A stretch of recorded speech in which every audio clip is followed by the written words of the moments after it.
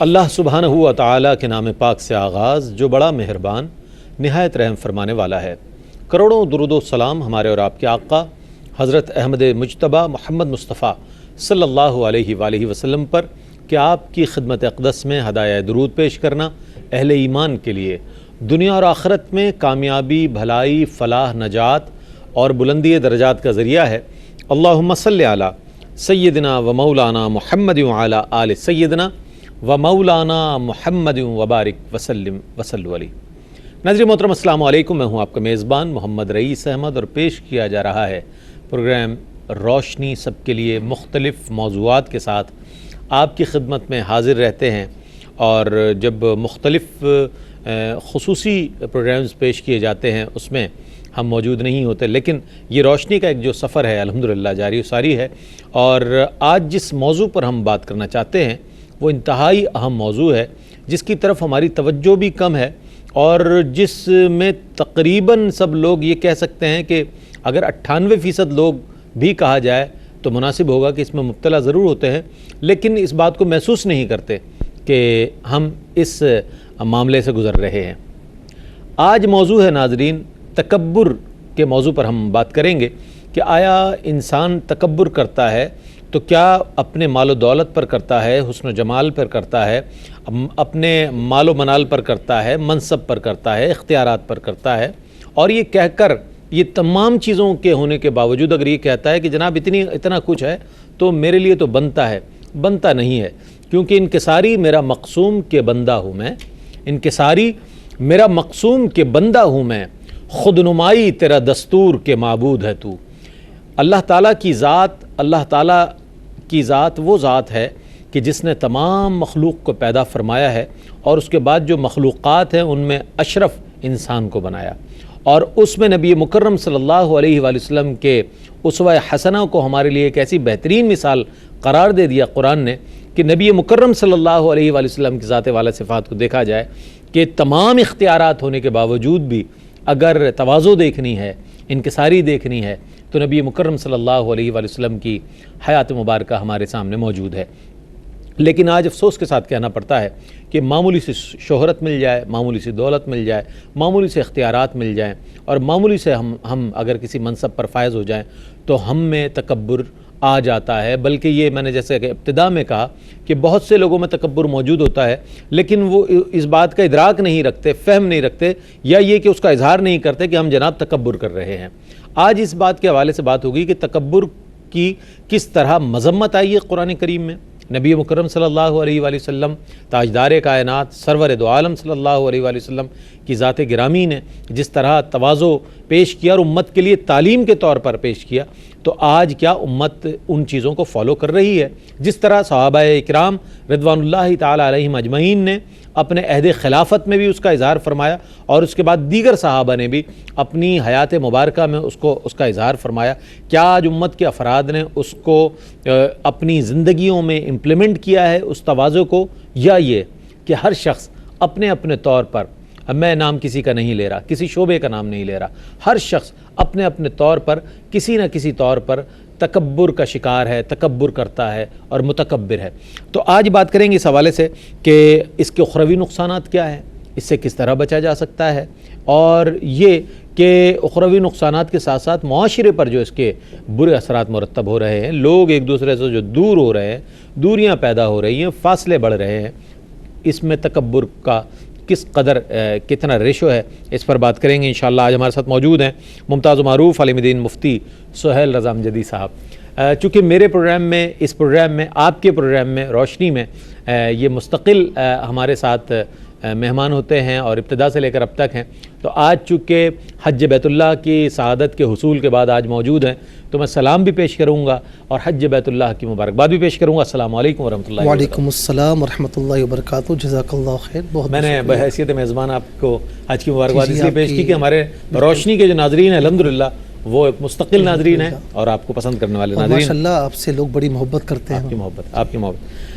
اور آپ کے ساتھ تشریف فرمائے ممتاز و معروف عالم دین حضرت علامہ حافظ اویس احمد صاحب۔ ممتاز و معروف عالم دین ہیں، مختلف پروگرامز میں گاہے بگاہے ہم آپ کو زحمت دیتے ہیں، تشریف لاتے ہیں۔ علامہ صاحب السلام علیکم۔ وعلیکم السلام ورحمۃ اللہ۔ علامہ صاحب، پہلے تو اس بات کے حوالے سے ہم جاننا چاہیں گے کہ تکبر کہتے کسے ہیں، اور پھر یہ ہے کہ جیسا کہ میں نے ابتدا میں عرض کیا کہ آیا قرآن کریم میں اس کی مذمت آئی ہے تو کن الفاظ میں آئی ہے؟ چونکہ ہم قرآن سے دور ہیں، قرآن کی تعلیمات سے دور ہیں، اس کے میسیجز سے دور ہیں، تو ہمیں معلوم ہونا چاہیے کہ پہلا تکبر کرنے والا کون تھا اور اس کا انجام کیا ہوا، اور اگر آج کوئی تکبر کرے تو اس کا کیا انجام ہوگا، لیکن اس کے معنی اور مفاہیم کے ساتھ۔ بسم اللہ الرحمن الرحیم، اللہم صلی علی سیدنا و مولانا محمد وعلی آلہ و اصحابہ وبارک وسلم۔ بہت ہی اہم اور امپورٹنٹ جو ہے وہ ٹاپک ہے، اور مزے کی بات یہ ہے کہ ہر شخص، آپ نے بڑی اچھی بات کی تمہیداً، کہ اگر 98% نہ بھی ہو تو 90% لوگ اس میں شامل ہیں۔ اور مزے کی بات یہ ہے کہ جو بھی تکبر کرنے والے اسے پوچھیں، نہ جی میں تکبر نہیں کرتا، نہ بس اللہ کا دیا ہوا ہے، جی اللہ نے دیا اس کو استعمال کرنا۔ تو تکبر کی مطلب یہ بڑی کیفیات ہوتی ہیں، بڑے احوال ہوتے ہیں کہ کرنے والا بھی بعض اوقات نہیں سمجھ پا رہا ہوتا کہ میں تکبر کر رہا ہوں۔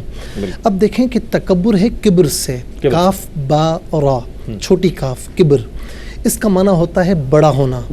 لیکن مزے کی بات ہے کہ جب اس کو باب تفاعل میں لے جائیں، تکبر تفاعل کے وزن پر ہے، اس کا مطلب یہ ہے کہ وہ بڑا نہیں، اپنے آپ کو بتکلف بڑا کر رہا ہے، اپنے آپ کو بتکلف بڑا سمجھ رہا ہے۔ اور انسان تو کبھی بڑا ہو ہی نہیں سکتا اللہ کے آگے۔ دیکھیں نا کہ ایک شخص تھا، کسی قافلے کا سالار تھا، کہیں جا رہا تھا انتہائی تکبر کے ساتھ، کسی بزرگ کے سامنے گزرا تو انہوں نے فرمایا کہ ایسی چال چھوڑ۔ تو اس نے کہا جانتے نہیں میں کون ہوں؟ کہا بہت اچھی طریقے سے جانتا ہوں، تم کون ہو؟ کون ہوں؟ کہا کہ تمہارا آغاز انتہائی بدبودار قطرہ اور تمہاری انتہا گلے سڑے ہوئے گوشت کے لوتھڑے، اس کے علاوہ کیا ہے؟ تو وہ فوراً سمجھ گیا اور اس نے اپنی چال کو، اپنی روش کو چینج کیا۔ تو انسان یہ سمجھے کہ وہ کسی حال میں بھی ہو، کسی حال میں بھی ہو، چاہے کتنا بڑا منصب ہی کیوں نہ ہو، وہ کبھی تکبر کرنے کا اہل نہیں ہو سکتا، اس لیے کہ وہ اللہ کا بندہ ہے، عبداللہ ہے، وہ کبھی اللہ نہیں بن سکتا، وہ عبداللہ ہے، عبداللہ رہے گا، اللہ کی مخلوق رہے گا، اللہ فقط ایک ہی ہے، اللہ الصمد، وہ بے نیاز ہے۔ بندہ ہمیشہ عبد رہے گا اور اسے عبد ہی رہنا چاہیے۔ اب قرآن کریم میں آپ دیکھیں کہ اللہ تبارک و تعالیٰ کیا فرما رہا ہے۔ پہلی بات کہ انہ لا یحب المستکبرین، کہ بے شک اللہ تبارک و تعالیٰ تکبر کرنے والوں کو پسند ہی نہیں فرماتا۔ تکبر اگر خدا نہ خواستہ بفرض محال اچھا عمل ہوتا تو مجھے یہ بتائیں کہ اتنے کم و بیش 1,24,000 انبیاء اور رسول عظام گزرے، کم و بیش ان میں سے ایک بھی تکبر کرنے والا تھا؟ صحابہ اکرام گزرے، امت کے سلف و صالحین گزرے، مجھے ایک تکبر کرنے والا دکھا دے آپ، کسی ایک نے تکبر کیا ہو۔ ہاں یہ بات ضرور ملتی ہے کہ کسی کے لاکھوں سال کے سجدے ہوں اور اللہ تبارک و تعالیٰ کی عبادت میں وہ جھکا ہوا ہو، چاہے کتنا ہی عبادت گزار کیوں نہ ہو، لیکن قرآن فرماتا ہے کہ اللہ تبارک و تعالیٰ کی بارگاہ تکبر کیا، ابا واستکبرا، انکار کیا اور تکبر کیا۔ اسی تکبر نے، نبی کی تعظیم نہ کرنے نے اسے کافرین میں سے کر دیا، وکان من الکافرین، راندہ بارگاہ ہو گیا، اور ایسا راندہ بارگاہ کہ جو اس کے ساتھ ہو جائے وہ بھی راندہ بارگاہ۔ تو شیطان کو بھی، ابلیس کو بھی تکبر نے مارا۔ اچھا یہاں ایک سوال میرے ناظرین کی طرف سے یہ سوال میں پیش کروں گا کہ اس کے لیے کہا یہ گیا کہ وہ منکروں میں ہو گیا، صحیح؟ تو اس کا مطلب ہے منکرین کی جماعت ایک موجود تھی جو اس بات پر انکار کرتی تھی کہ جناب اس کو کیوں سجدہ کیا جائے۔ حضرت آدم کے لیے جو سجدے کے لیے کہا گیا کہ اللہ رب کریم نے سجدے کا حکم دیا فرشتوں کو، تو منکروں میں سے ہو گیا، یعنی کہ انکار کرنے والوں میں سے ہو گیا۔ تو یہ فرمائے گا کہ وہ ایک پوری جماعت، یعنی کہ اسی کا ایک نمائندہ چونکہ انسان جو تھا، انسان تو پہلے انسان تو آدم علیہ السلام کی تخلیق ہوئی، لیکن جنات موجود تھے۔ جس طریقے سے جب آدم علیہ السلام کی تخلیق کے مراحل تھے تو اللہ رب العالمین نے فرمایا کہ انی جاعل فی الارض خلیفہ، میں زمین پر اپنا خلیفہ، اپنا نائب بنا کر بھیج رہا ہوں۔ تو فرشتوں نے کیا کہا کہ یہ خون بہائے گا، یہ فساد برپا کرے گا، یسفک الدماء، یہ خون بہائے گا، وَنَحْنُ نُسَبِّحُ بِحَمْدِكَ، ہم تیری تسبیح بیان کرتے ہیں، تیری تحمید بیان کرتے ہیں۔ تو یہاں پر ائمہ فرماتے ہیں کہ فرشتوں نے یہ بات کیسے کی کہ آدم علیہ السلام تو پہلے انسان ہے، اس سے پہلے کوئی انسان بظاہر نہیں گزرا، تو کسی نے تکبر ہی نہیں کیا، کسی نے فساد برپا نہیں کیا، کسی نے خون نہیں بہایا، تو فرشتوں نے جنات پر قیاس کر کے کہا تھا. تو یہ ابلیس بھی چونکہ جنات میں سے تھا، تو جنات میں نیک بھی تھے، اچھے بھی تھے اور برے بھی تھے، اسی لیے فرمایا کہ وَكَانَ مِنَ الْكَافِرِينَ. اب کافر کا جو مطلب ہے وہ منکر بھی آتا ہے، کافر کا مطلب ناشکرہ بھی آتا ہے، اور کافر کا مطلب کافر بھی ہوتا ہے. تو چونکہ اسے تکبر کیا، اللہ تبارک و تعالیٰ کی بارگاہ میں اس کی بات نہیں مانی، نبی کی تعظیم کرنے سے انکار فرمایا، تو کافرین میں سے ہو گیا. اب آپ دیکھیں قرآن کریم میں اللہ رب العالمین پہلی بات یہ ارشاد فرماتا ہے وَقَارُونَ وَفِرْعَوْنَ وَحَامَانَ، کہ قارون اور فرعون اور حامان یہ وہ لوگ ہیں کہ جنہیں اللہ تبارک و تعالیٰ نے بے انتہا مال و دولت سے، منصب سے نوازا، لیکن کیا ہوا کہ فَاسْتَكْبَرُوا فِي الْأَرْضِ، انہوں نے کیا کیا کہ زمین میں تکبر کیا اور اسلام پر سبقت نہیں کی. تو فرمایا کہ ادخلوا ابواب جہنم خالدین فیہا فبئس مثوى المتکبرین، کہ ان سب کو داخل کرو جہنم میں، اور فرمایا کہ مستکبرین کے لیے، تکبر کرنے والوں کے لیے یہی ٹھکانہ ہے. اس کے علاوہ فرمایا کہ انہم کانوا اذا قیل لهم لا الہ الا اللہ یستکبرون، کہ کافرین کی علامت یہ ہے کہ جب ان سے کہا جائے، ان کے سامنے کہا جائے لا الہ الا اللہ، اللہ کے سوا کوئی معبود نہیں، تو وہ اللہ کے سامنے بھی تکبر کرتے ہوئے اس کو نہیں مانتے. تو یہ کافرین کی اور منافقین کی سرشت ہے. اب آئیے ایمان والوں کی فطرت کیا ہے. اللہ رب العالمین فرماتا ہے وعباد الرحمن الذین یمشون علی الارض ہونا، کہ رحمان کے بندے جو زمین پر چلتے ہیں بڑی تواضع کے ساتھ چلتے ہیں.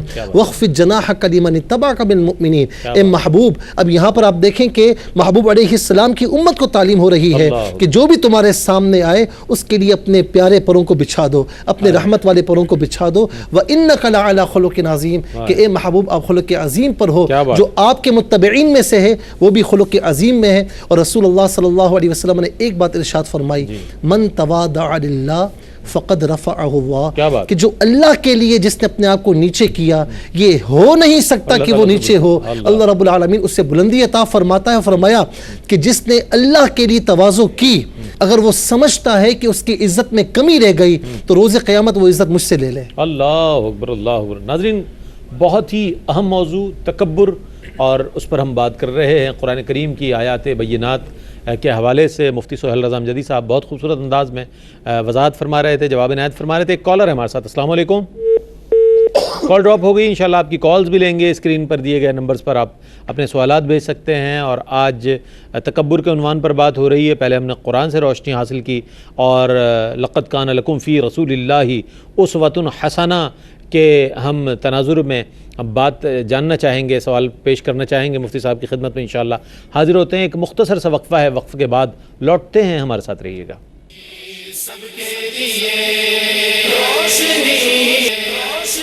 ناظرین، آپ کا خیر مقدم ہے، اور تکبر کے موضوع پر بات ہو رہی ہے. قرآن کریم کے حوالے سے آیات بینات اور وضاحت کے ساتھ جواب عنایت فرما رہے تھے مفتی سہیل رضا امجدی صاحب ہمارے ساتھ موجود ہیں. علامہ حافظ اویس احمد صاحب، آپ سب یہ فرمائیے گا کہ قرآن سے روشنی حاصل ہو گئی، اب قرآن ناطق کی جانب اور نبی مکرم علیہ السلام کی سیرت طیبہ اور آپ کی حیات مبارکہ کے حوالے سے فرمائیے گا کہ قرآن تو کہتا ہے لقد کان لکم فی رسول اللہ اسوۃ حسنہ. زندگی کے تمام شعبوں میں جو ہماری رہنمائی ہے وہ نبی کریم علیہ السلام کی ذات والا صفات سے مل رہی ہے. تو سادگی اور عاجزی کے حوالے سے کچھ فرمائیے گا جو روشنی ہمیں مل رہی ہے. بسم اللہ الرحمن الرحیم. آپ صلی اللہ علیہ وسلم کی جو سادگی کی تعلیم ہے، آپ کے جو عاجزی کے بارے میں فرامین ہیں، تکبر کی مذمت میں جو فرامین ہیں، ان کی اہمیت سب سے زیادہ اس وجہ سے ہے کہ ہم جیسا اگر کوئی شخص بات کرے وہ خود ناقص ہے، عاجز ہے، کمتر ہے، وہ یہ کہے کہ بھئی عاجزی کرنی چاہیے، تو اس بات کا بھی ایک مقام ہے. لیکن جب عاجزی کا درس وہ دے کہ جس کے سر پہ اللہ نے ورفعنا لک ذکرک کا تاج رکھا ہے، واہ واہ واہ واہ، جو بلندی کی طرف سفر کریں تو عرش پہ پہنچ جائیں، اللہ، جو مسلح پہ ہاتھ بڑھائیں تو جنت کے پھلوں تک پہنچ جائے، اللہ، وہ ہم سے کہیں کہ عاجزی کرو، تکبر نہ کرو، تو پھر مان لینا چاہیے. کیونکہ مخلوق میں اگر کسی کو تکبر کی اجازت ہوتی تو وہ امام الانبیاء ہیں جنہیں اللہ نے بنایا ہی عظیم ہے. اللہ، جب انہوں نے تکبر نہیں کیا، جب انہوں نے عاجزی کا سبق دیا، تو پھر عام انسان کی کیا حیثیت ہے کہ وہ تکبر کرے، عاجزی نہ کرے؟ اور وہ مناظر اتنے حسین ہیں کہ جس میں حضور علیہ السلام نے عملی طور پر عاجزی کا سبق دیا۔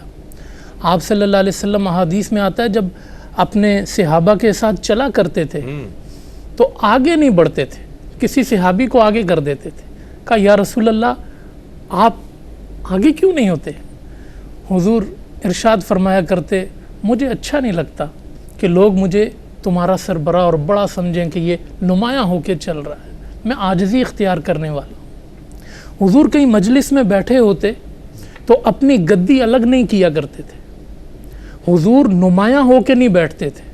ایک مجلس میں حضور ایسے بیٹھا کرتے تھے کہ دیکھنے والے کو پہلی نظر میں پتہ نہیں چلتا تھا کہ آقا کون ہے غلام کون ہے، لیکن چہرے پہ نظر پڑتی تھی تو پتہ چلتا تھا یہ آقا ہے۔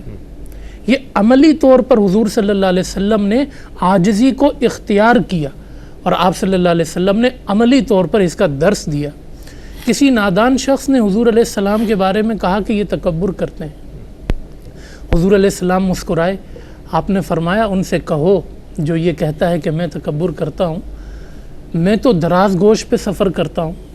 یعنی لوگوں کی خواہش یہ ہوتی ہے کوئی بہت اچھا گھوڑا ہو وہ ہمارے شایان شان ہوگا۔ عرب کی جو سوچ تھی کہ کوئی بہت سرخ اونٹ ہو تو میں اس پہ سفر کروں، حضور نے فرمایا میں تو دراز گوش پہ سفر کر لیتا ہوں۔ حضور نے فرمایا میں بکری کا دودھ خود دوہ لیتا ہوں، جو یہ کام کرتا ہے اس میں تکبر نہیں ہوتا۔ تو آپ صلی اللہ علیہ وسلم نے عملی طور پر ہمیں یہ درس دیا ہے کہ وہ جب بھی کوئی عمل کریں تو اپنے آپ کو یہ کوشش نہ کریں کہ مجھے جو ہے وہ یہ مقام مل گیا تو میں بہت نمایاں ہو گیا۔ اسی لیے حضور صلی اللہ علیہ وسلم نے ارشاد فرمایا کہ جس کے دل میں رائی کے دانے کے برابر بھی تکبر ہوگا وہ جہنم میں جائے گا۔ صحابہ نے پوچھا یا رسول اللہ صلی اللہ علیہ وسلم ہم کپڑے اچھے پہنتے ہیں، ہمارا لباس اچھا ہوتا ہے، چپل اچھی ہوتی ہے، تو کیا یہ تکبر ہے؟ تو حضور صلی اللہ علیہ وسلم نے فرمایا نہیں، تکبر یہ ہے کہ تم حق کا انکار کرو، تکبر یہ ہے کہ اچھے کپڑوں کی وجہ سے کسی دوسرے کو کمتر سمجھو۔ حضور نے فرمایا رہا اچھے کپڑے پہننا تو اللہ جمیل ہے اور جمال کو پسند کرتا ہے۔ اور آپ صلی اللہ علیہ وسلم نے فرمایا آخر میں حدیث کہ قیامت کے دن جو دنیا میں تکبر کرنے والے ہیں انہیں اللہ پاک جسامت میں چونٹی بنا دے گا، اور وہ لوگوں کے پاؤں کے نیچے ریزہ ریزہ ہوتے رہیں گے، اور اللہ پاک انہیں ذلت میں ڈالے گا۔ دو وادیوں کے نام احادیث میں، ایک کا نام بولس بتایا گیا اور ایک کا نام ہب ہب بتایا گیا، کہ یہ وہ کنویں اور وادیاں ہیں جہاں جہنمیوں کی پیپ رکھی جائے گی اور تکبر کرنے والوں کو یہ پیپ پلائی جائے گی، اور ان وادیوں میں ان لوگوں کا ٹھکانہ ہے۔ ٹھیک ہے جناب، اخروی نقصانات ہم آتے اس جانب، لیکن علامہ صاحب نے جب اپنے جواب کا اختتام فرمایا تو میرا خیال ہے کہ اگر اسی نقصان کو ہم مد نظر رکھیں تب بھی میں سمجھتا ہوں کہ بہت ہے اس کے اخروی نقصانات کے حوالے سے کہ آیا تکبر کرنے والوں کا انجام کیا ہونا ہے اور اس کو آخرت میں کس طرح کا عذاب دیا جائے گا۔ لیکن آج ان تمام باتوں کو بالائے طاق رکھ کر بڑی معذرت کے ساتھ ہم کسی بھی شعبے کی طرف اشارہ کریں، ہر شعبے میں تکبر پایا جاتا ہے۔ علامہ صاحب یہ فرمائیے گا کہ ہمارے ہاں مشائخ عظام ہیں، علماء اکرام ہیں، بہت ہمارے لیے مقتدر وہ ہستیاں ہیں، اگر ان کی طبعی نفاست اور اچھا پہننا اس کو دیکھ کر لوگ فوراً میں نے یہ دیکھا ہے کہ مفتی تو نہیں ہوتے لیکن فتویٰ فوراً داغ دیتے ہیں، بڑے مغرور ہیں، وہ تو فلاں صاحب تو بڑے مغرور ہیں، فلاں صاحب تو اس طرح پہنتے ہیں اور اس طرح ان کا رکھ رکھاؤ ہے، تو کیا اسے بھی تکبر کہا جائے گا؟ کیا فرمائیں گے آپ؟ دیکھیں ہمیں افراط و تفریط سے بھی بچنا چاہیے اور برے گمان سے بھی بچنا چاہیے۔ اچھا ایک کالر کو لے لوں اگر آپ کی اجازت ہو۔ السلام علیکم۔ السلام علیکم۔ وعلیکم السلام سر۔ جناب کون صاحب ہیں، کیا سوال ہے؟ جی رئیس بھائی آپ سے ایک سوال کرنا ہے۔ جی جی فرمائیے۔ تو مولانا صاحب سے یہ پوچھنا ہے کہ ایک میرا دوست ہے تو اس نے میرے ساتھ وعدہ کیا تھا اور بہت بڑی قسمیں اٹھائی تھی اس نے، کہ ایک اللہ پاک کی قسم ہے، دوسرا نبی پاک صلی اللہ علیہ وسلم کی قسم ہے، تیسرا قرآن پاک کی قسم، اور چوتھا اپنی امی کی قسم اٹھائی تھی کہ میں آپ کے ساتھ یہ وعدہ پورا کروں گا۔ وعدہ پورا نہیں کیا اور اس بندے نے اپنے وعدہ خلافی کی میرے ساتھ، ٹھیک ہے، تو اس کے لیے کیا حکم ہے، کیا سزا ہے اس کے لیے؟ ٹھیک ہے بہت آپ نے اپنا نام بھی نہیں بتایا اور مقام بھی نہیں بتایا کہاں سے بول رہے ہیں. جی سر میں ضلع اٹک سے بات کر رہا ہوں، ندیم. جناب بہت شکریہ ندیم صاحب، ضلع اٹک سے آپ بات کر رہے تھے اور ہمارے ساتھ مفتی صاحب بھی موجود ہیں اٹک. جی میں عرض کروں کہ دیکھیں اگر انہوں نے قسم اٹھائی ہے یا اللہ تعالیٰ کے نام کی یا قرآن کے نام کی، اچھا باقی جو قسمیں تیری ماں کی قسم تھے، میری بہن کی قسم تھے، میرے بچوں کی قسم، یہ قسمیں اللہ اور شرعی رسول طور کی بھی پر قسمیں کھا لی، قرآن کی بھی کھا لی. جو شرعاً یعنی جو اعتبار ہوتا ہے قسم کا وہ اللہ کے نام کی قسم کا اور قرآن کی قسم کا یہ اعتبار ہوتا ہے. اگر کسی نے خدا نہ خواستہ قسم اٹھائی اور اسے پورا نہیں کیا، مثال کے طور پر کہا کہ میں یہ کام کروں گا اور پھر نہیں کیا، تو اب ظاہر ہے کہ توبہ بھی کرنی ہوگی کہ قسم کیوں توڑی، اور پھر اس کے علاوہ جو ہے انہیں کفارہ بھی دینا ہوگا. فَكَفَّارَتُهُ اطعام عشرة مساکین من اوسط ما تطعمون، کہ 10 مساکین کو 2 وقت کھانا کھلائے یا اتنی رقم دے دے، اور اگر یہ نہیں کر سکتا تو پھر 3 پہ در پہ روزے رکھ لے تو یہ اس کا کفارہ ہو جائے گا.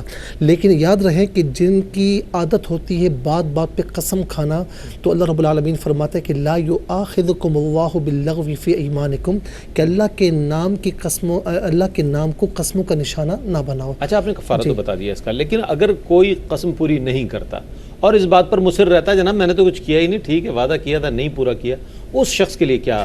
دیکھیں اگر اسے قسم کی افادیت کا علم ہی نہیں اور وہ اسے نہیں پتہ اور وہ برابر انکار کرتا چلا جا رہا ہے تو گناہگار تو بہرحال ہوگا، لیکن قرآن کی نص قطعی کا انکار کرتے ہوئے کہے گا کہ نہیں جی قسم کچھ بھی نہیں ہوتی، تو بہرحال پھر معاملہ آگے بڑھے گا. جی اسے اپنی ایمان کی فکر کرنی چاہیے.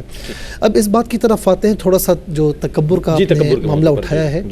دیکھیں رئیس بھائی، اللہ رب العالمین کے پیارے محبوب علیہ السلام فرماتے ہیں، قبلہ علامہ اویس صاحب نے بڑی پیارے انداز میں بیان فرمایا، العظمت والکبریاء ردائی، عظمت اور کبر یعنی تکبر یہ میری چادر ہے، میری چادر ہے، اور جس نے اسے کھینچا روز قیامت اس پر اپنا غضب نازل فرماؤں گا. تو اس کا مطلب یہ کہ جو تکبر کرنا چاہتا ہے گویا کہ وہ اللہ تبارک و تعالیٰ کی بڑائی کو لینا چاہتا ہے، تو وہ کبھی لے نہیں سکتا، کبھی لے نہیں سکتا. لیکن ہوگا کیا کہ دنیا اور آخرت میں ذلیل اور رسوا ہو کر رہ جائے گا. اچھا مجھے یہ بتائیں کہ تواضع کرنے والوں کی اتنی امثال آپ کے سامنے ہیں. حضور نبی کریم علیہ السلام سے بڑھ کر، آقا علیہ السلام سے بڑھ کر کوئی تواضع کرنے والا نہیں تھا. اور آقا علیہ السلام بڑی پیاری بات انہوں نے ارشاد فرمائی کہ 2 جہاں کے مالک و مختار ہیں، اللہ تبارک و تعالیٰ کے پیارے محبوب، ہر شے حاصل کہ احد پہاڑ سونا بن کر چلے، پر علامہ صاحب تصرف، جی تصرف، احد پہاڑ آپ کے پیچھے سونا بن کر چلے، مکہ مکرمہ میں داخل ہو رہے ہیں فاتحانہ لیکن بالکل عاجزی کے ساتھ، کسی کا خون نہیں بہا. طائف کے مقام پر کیا کچھ ہوا لیکن آخر میں کیا فرمایا، اللہم اہدی قومی لا یعلمون. ہر مقام پر تواضع، ہر مقام پر تواضع. ایک عام عورت آتی ہے رسول اللہ صلی اللہ علیہ وسلم کو بیٹھتے ہوئے دیکھتی ہے، کہا یہ تو غلاموں کی طرح بیٹھتے ہیں. اس کے بعد اس نے کہا کہ یا رسول اللہ آپ مجھے نولا بنا کر دیں. تو آقا علیہ السلام نے فرمایا کہ ٹھیک ہے میں دیتا ہوں. اس کی بات جو ہے وہ مان لی، کہا نہیں جو آپ چبا رہے ہیں تو مجھے آپ دیں. آقا علیہ السلام نے دیا. وہ تھوڑی سی مطلب یہ کہ آزاد خیال تھی، لیکن جب اس کے منہ میں آقا علیہ السلام کا نوالا گیا اس کے بعد کہتے ہیں کہ ایسی حیادار ہو گئی کہ اس کے بعد کبھی بھی اس کے منہ سے کوئی دوسری بات کسی نے نہیں سنی. یہ آقا علیہ السلام کی ایک آپ یوں سمجھیں تواضع کا معاملہ ہے. نبی ہو کر 2 جہاں کے مالک و مختار ہو کر باہر نکلتے ہیں، سردیوں کا عالم ہے، بچے پانی لے کر کھڑے ہوئے ہیں کہ یا رسول اللہ برکت کے لیے. آقا علیہ السلام ٹھنڈے پانی میں اپنا ہاتھ رکھ رہے ہیں تاکہ بچوں کا جو دل ہے دل آزاری نہ ہو، تکلیف نہ ہو، دل جوئی ہو. یہ آقا علیہ السلام کا تواضع ہے. پھر آپ دیکھیں یہ تعلیم آگے بڑھتی ہے. حضرت عمر بن خطاب رضی اللہ تعالی عنہ جب آپ دیکھیں کہ فلسطین کو، بیت المقدس کو فتح کرنے کے لیے جا رہے ہیں تو راستے میں جب وہاں پر پہنچے تو یہ تھا کہ آپ لگام تھامے ہوئے ہیں، غلام گھوڑے پر سوار ہے، راستے میں پانی آتا ہے تو اپنے تہبند وغیرہ اونچا کر لیتے ہیں، چپل جو ہے وہ آپ نے اتاری اپنی بغل میں دبائی. جب وہاں پر پہنچے تو یہی حال تھا اور کپڑے پیون زدہ. یہ تواضع ہے. انہوں نے جی اور انہوں نے بغیر کسی لڑائی کے چابیاں کنجیاں حوالے کر دی. لوگوں نے کہا کہ اتنی لڑائیاں تم نے کی ہیں، ان کو دیکھ کر بغیر لڑائی کے تم نے کنجی حوالے کر دی. کہا ہم نے اپنی کتابوں میں پڑھا کہ اس بیت المقدس کو جو فتح کرے گا یا نبی ہوگا یا نبی کا صحابی ہوگا, اور جب یہاں پر آئے گا غلام اس کا گھوڑے پر سوار ہوگا, اسے لگام پکڑی بھی ہوگی اور پیون زدہ کپڑے پہنے ہوئے ہوں گے.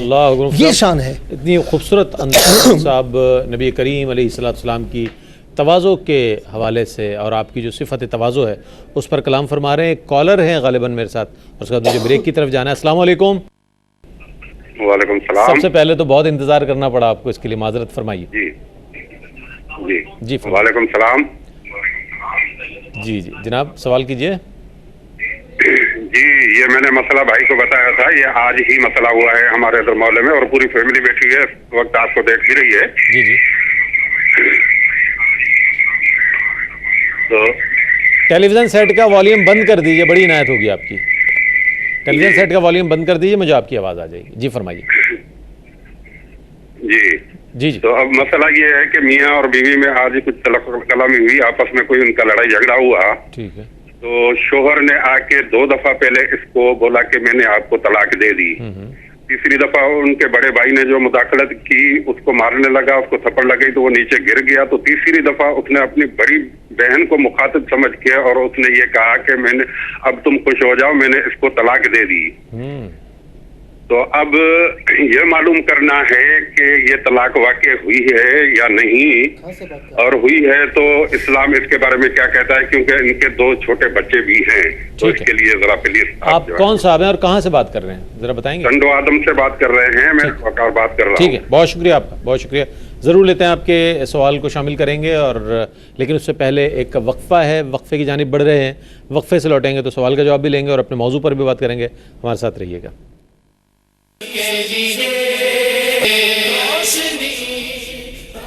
ناظرین آپ کا خیر مقدم ہے, اور بہت ہی اہم سوال اس وقت, چونکہ وہ حضرات اس وقت موجود ہیں, اپنے مسئلے کا شکار ہیں. میں چاہتا ہوں کہ فوری طور پر اس مسئلے اور اس سوال کی جانب بڑھیں جو ہمارے پاس وقفے سے قبل سوال آیا تھا. مفتی سہیل فقی مسائل کے حوالے سے آپ کی رہنمائی فرماتے ہیں, آج موجود ہیں. جی مفتی صاحب. دیکھیں میں یہاں پر ایک بات کی وضاحت کر دوں کہ طلاق اور وراثت کے جو مسائل ہوتے ہیں نا, یہ بڑی تحقیق طلب ہوتے ہیں اور جانبین کو بٹھا کر سب چیزیں پوچھی جاتی ہیں. تو میرا پہلا مشورہ ان کو یہ ہے کہ وہاں پر کسی اچھے دارالفتاء میں آپ چلے جائیں, کسی مفتی کے سامنے, وہاں جا کر دونوں بیان دیں تو بات واضح ہو جائے گی. بہرحال جو میں سمجھ پایا ہوں کہ 2 طلاقیں انہوں نے اپنی بیوی کو دیں کہ میں نے آپ کو طلاق دی, میں نے آپ کو طلاق دی, اور جب ان کے بھائی نے ان کو روکنا چاہا, ان پر ہاتھ اٹھایا, یہ نیچے گرے, اور پھر اپنی بہن کو دیکھتے ہوئے کہا کہ تم خوش ہو گئی, میں نے ان کو طلاق دے دی. تو اس طریقے سے یہ 3 طلاقیں واقع ہو چکی ہیں.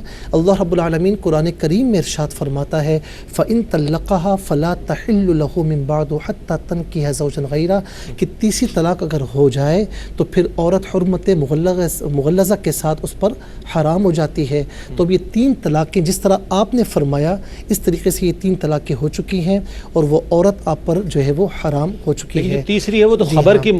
ہاں یہ بات یاد رہے کہ مصنف بحر شریعت نے اس جزیے کو لکھا ہے کہ طلاق مثال کے طور پر کسی نے اپنی بیوی کو طلاق نہیں دی, اپنے کسی دوست سے یا کسی سے کہا کہ میں نے اس کو طلاق دے دی نہیں, خبر دے رہا ہے تو طلاق کی خبر بھی طلاق ہو جاتی ہے. تو اس لیے میں نے عرض کیا کہ اب جس طرح انہوں نے فرمایا اس طریقے سے یہ 3 طلاقیں واقع ہو چکی ہیں, اور یہ عورت حرمت مغلظہ کے ساتھ ان پر حرام ہو چکی ہے. اب ان کا کوئی تعلق ان کے ساتھ نہیں ہے. اچھا میں ایک بات عرض کروں کہ یہ چیزیں طلاق دینے کے بعد آپ کیوں سوچتے ہیں کہ جی شریعت میں کوئی گنجائش نکلی ہے؟ یہ طلاق دینے سے پہلے کیوں نہیں سوچتے کہ خدا نہ خواستہ طلاق دے ہی رہے, اللہ نہ کرے, اللہ نہ کرے, تو آپ ایک طلاق ان کو دینا تاکہ اسے بھی سوچنے کا موقع ملے, آپ کو بھی سوچنے کا موقع ملے. آپ ایک اس میں ساری اپنی جو بھی اختیارات ختم کر بیٹھتے ہیں اور اس کے بعد پھر ڈھونڈتے ہیں کہ یار کوئی کہیں سے کوئی ہمارے مفادات کا جواب آ جائے, تو ایسا نہیں ہے. یہ دین میں ایسی فلیکسیبلٹی آ جائے, کوئی ایسی لچک آ جائے جو یہ کرنے کے بعد سوچتے ہیں, کرنے کے بعد سوچتے ہیں, کرنے سے پہلے نہیں سوچتے. تو یہ اویئرنیس ہمارے پاس ہونی چاہیے. میں پھر ان کو یہی مشورہ دوں گا کہ وہیں پر کسی دارالفتاء میں آپ چلے جائیں, کوئی مفتی حق ہوں, علماء حق میں سے کوئی ہوں تو ان کے سامنے بیٹھ کر یہ مسئلہ بیان کریں. ٹھیک ہے. اچھا علامہ صاحب ایک چیز اور بھی ہے, ہم تکبر کے موضوع پر بات کر رہے تھے, جو سوال عنایت فرمایا, جواب عنایت فرمایا مفتی صاحب نے, اس کے لیے یہی گزارش ہے کہ قریب ترین کوئی دارالفتاء ہے, آپ اس پر فریقین جا کر اپنے اس مسئلے کو بیان کریں. تو ضرور وہاں سے یہ جواب جو مفتی صاحب تک سوال آپ کا پہنچا ہے انہوں نے جواب عنایت فرما دیا.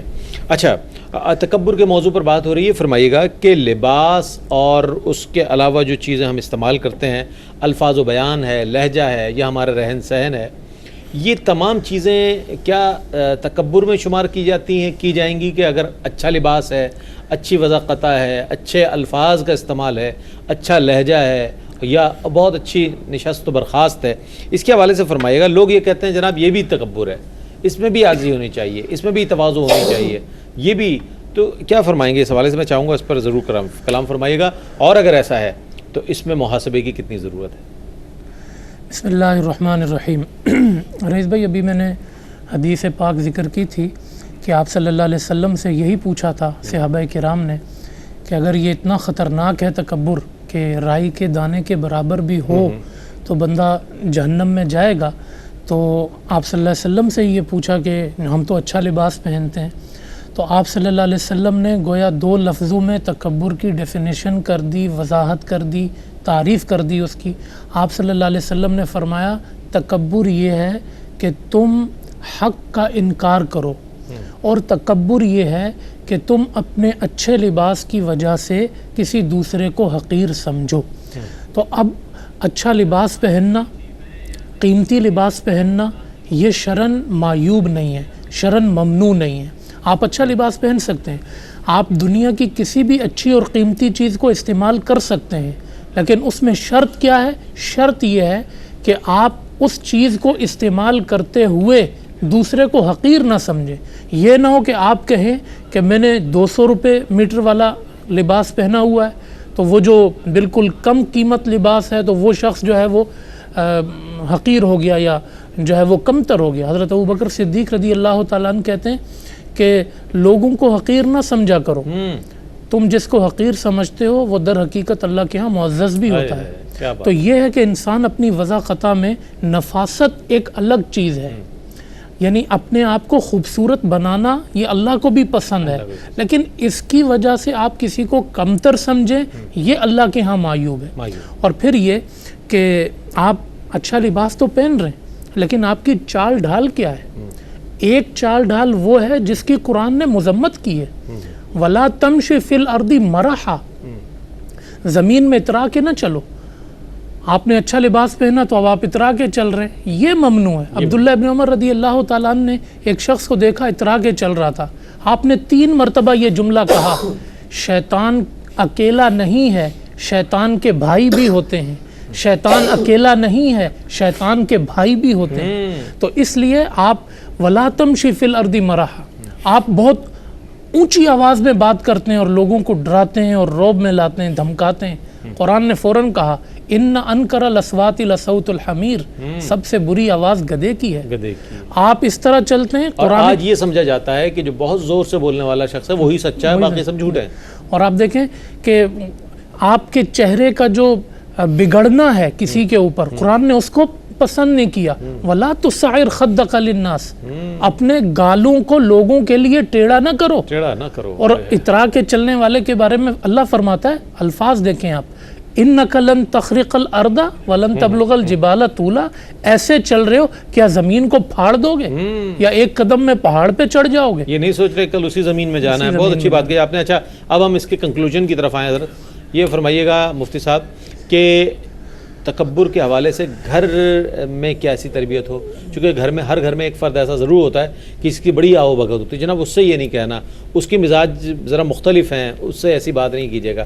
تو فرمائیے گا کیا گھر ہی انسان میں یہ چیز پیدا کرتا ہے یا یہ جبلت میں ایک چیز شامل ہوتی ہے کہ جب انسان کے پاس کچھ آ جائے، کچھ حاصل ہو جائے دنیاوی مال و منفعت، تو اس کے بعد یہ چیز ڈیولپ ہو جاتی ہے؟ دیکھیں گھر کا کوئی سربراہ ہوتا ہے اور اس کی قدر و منزلت یا اس کا رعب دبدبہ ہونا یہ بھی ایک خاندانی نظام کے لیے بہت ضروری ہے.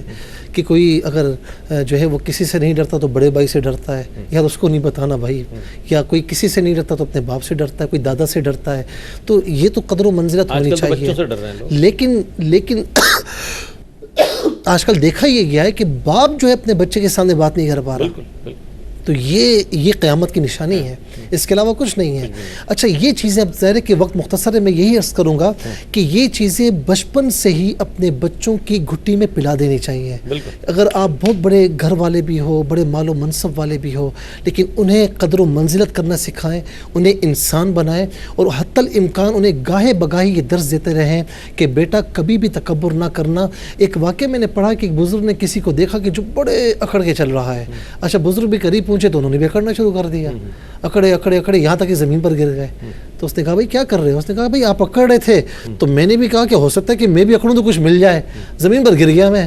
تو وہ شخص سمجھ گیا کہ جو اکڑتا ہے, جو پھولتا ہے, تو بالآخر وہ زمین پر گرتا ہے, زمین بوس ہو جاتا ہے. مجھے یہ بتائیں کہ آج تک کسی تکبر کرنے والے کا نام ہم لیتے ہیں عزت کے ساتھ, لیکن تواضع کرنے والے کا نام ہر کوئی لیتا ہے, ہر کوئی لیتا ہے.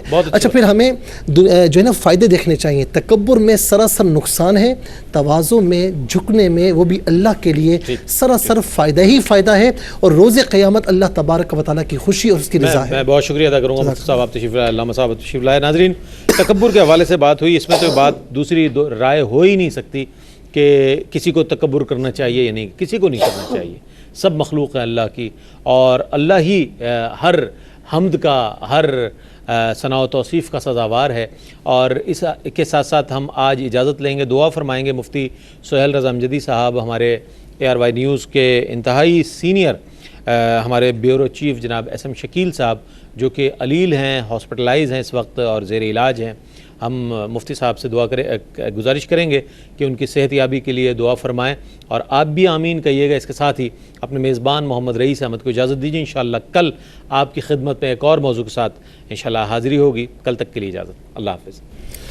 الحمدللہ رب العالمین والصلاة والسلام علی سید الانبیاء والمرسلین. اللہم صلی علی سیدنا و مولانا محمد وعلی آلہ واصحابہ وبارک وسلم.